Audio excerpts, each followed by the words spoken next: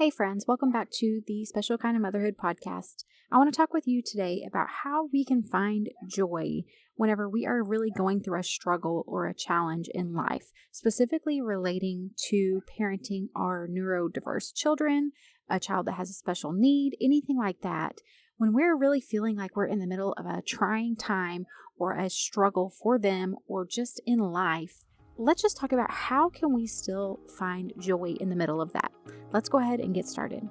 Welcome to the Special Kind of Motherhood podcast. This podcast is for moms who are parenting differently abled children. Maybe you desire to switch to a more natural lifestyle to improve your family's health, but you have no idea where to start. You're longing for more routines and time, but every time you try to implement those tips that you've spent hours researching, you realize that they don't work for your family dynamics. Hi, I'm Ashley. In this podcast, we will focus on implementing routines, switching to a more natural lifestyle, and uprooting those old mindsets that are keeping you stuck, so that you can plant yourself firmly in the truth that Jesus offers you. Our focus will be on creating small, customizable changes that will build upon one another over time to create real impact in your life. If you want to hear from a mama who has been raising several children with special needs and who knows how important it is to do this in a way that's sustainable and that doesn't add to your overwhelm, then this is the podcast for you. Pop in those earbuds, reheat that coffee for the third time, and let's go. Hey friends, I hope you're doing well. If you are a fellow special needs mama who is looking to switch to a more holistic lifestyle and also or possibly look at starting some kind of homesteading or growing your own garden, I would love to hear from you.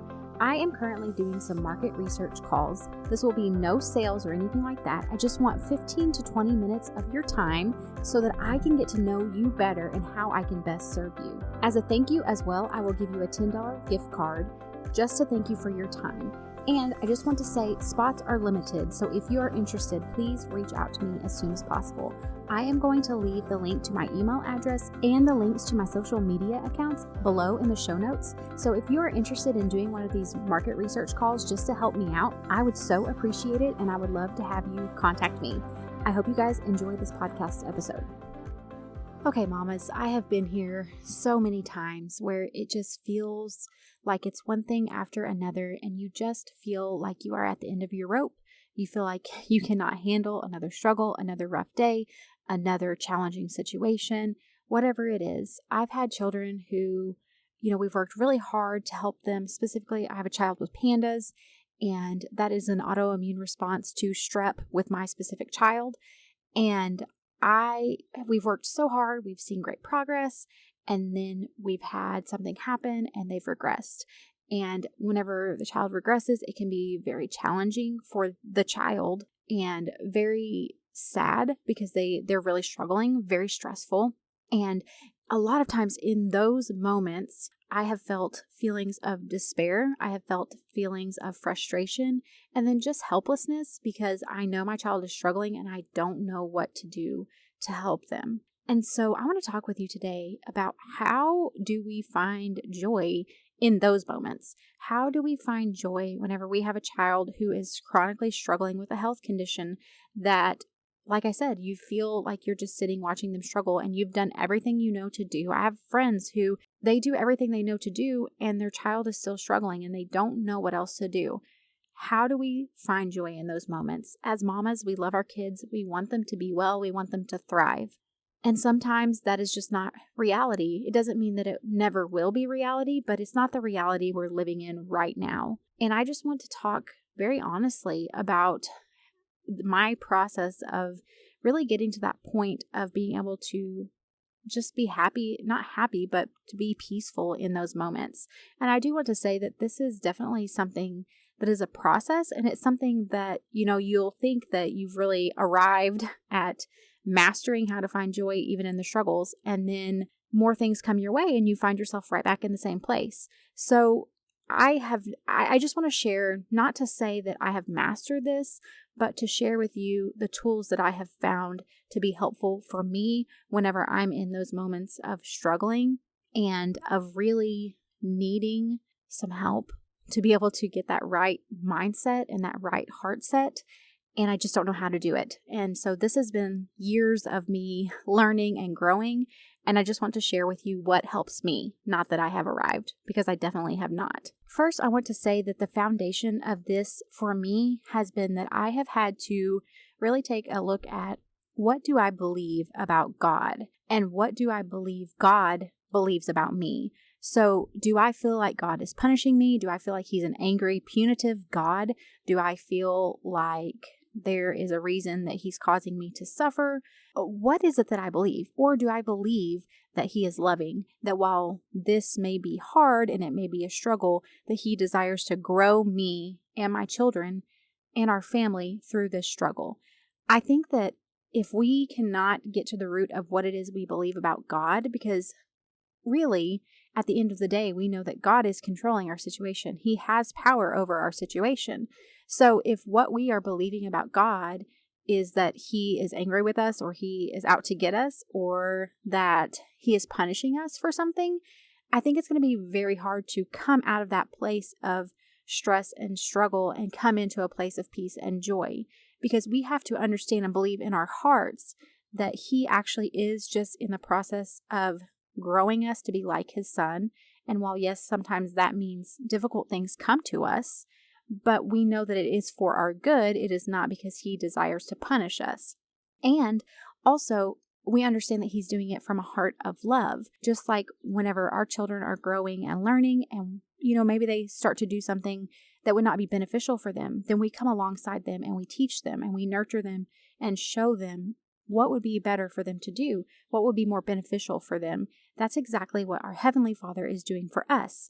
But if we are coming at it without even realizing it, maybe really kind of rooted deep down in your subconscious, you have this belief that God is angry, that he is angry at you, that he does not love you.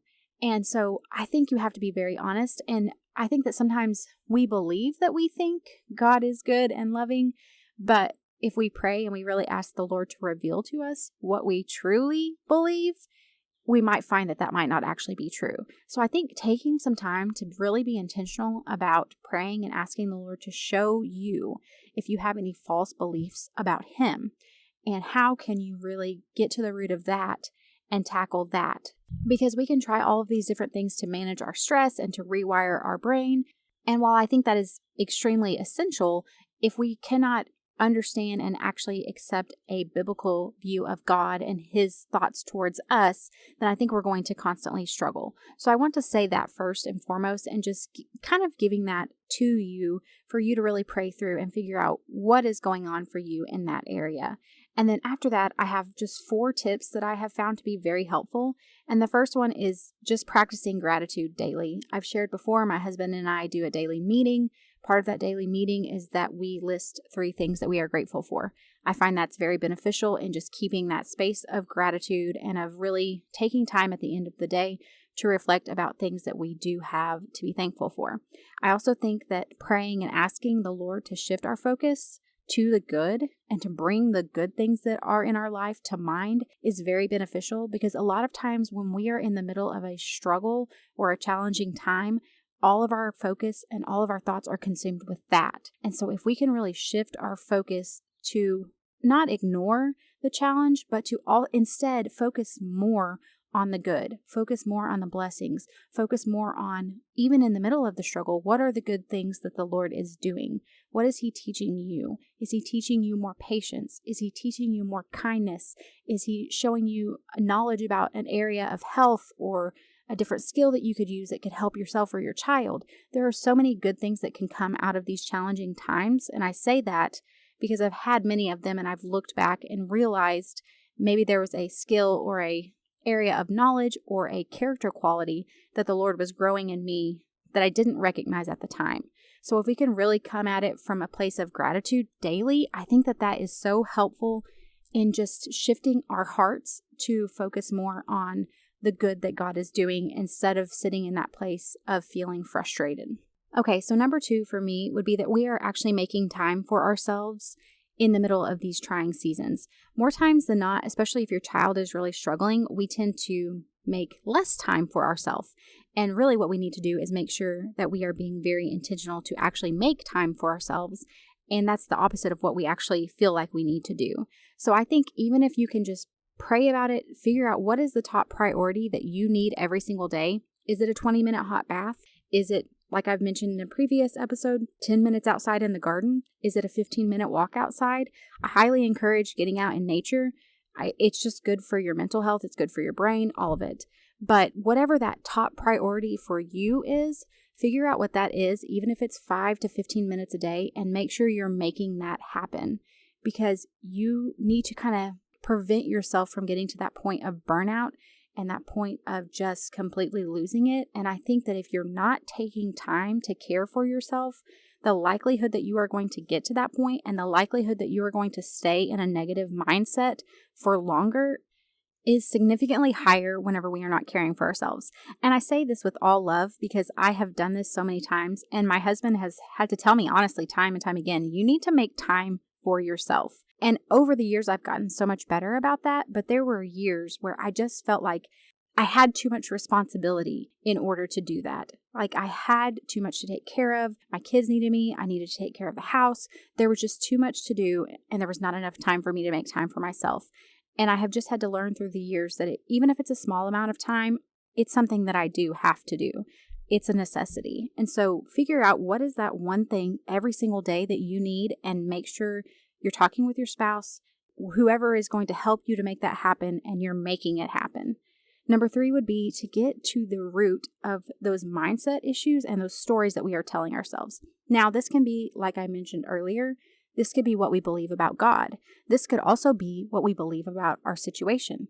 Do we believe it's always going to be this way? Are we telling ourselves it's never going to get better? Are we telling ourselves that it's a situation of despair and it's a situation that's going to constantly cause stress? What is it that you're telling yourself about the situation that is actually just making the situation feel more overwhelming and more stressful? Is there something very specific that you're saying? It's of course going to depend on your situation. If you have a child with a chronic health issue, if you have a child who is struggling with outbursts, with behavioral struggles, it's really going to depend on whatever it is you feel like you're dealing with. But I would really sit down and say, what is the thing that I'm telling myself about this situation? And is it helping me and motivating me to do something about it and to move in a positive direction? Or is it causing me to sit in feelings of despair and to sit and feel stuck?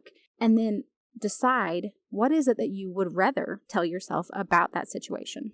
And then number 4 would be that I do think to some degree, while we are always looking to improve our lives, I think that we also have to understand that acceptance of the fact that our lives may look different than those around us, instead of constantly feeling like we have to try to fit in, constantly feeling like we have to try to fight against it or to make our life look like those around us, I think that can add a lot more stress. And if we can really just settle into and embrace the life that the Lord has given us, while also understanding that there's constantly room for healing, for growth, for progress, but there is nothing wrong with the life that the Lord has given us. And while it does look different, different isn't bad. And different can actually be beautiful. So just accepting that instead of constantly fighting against it.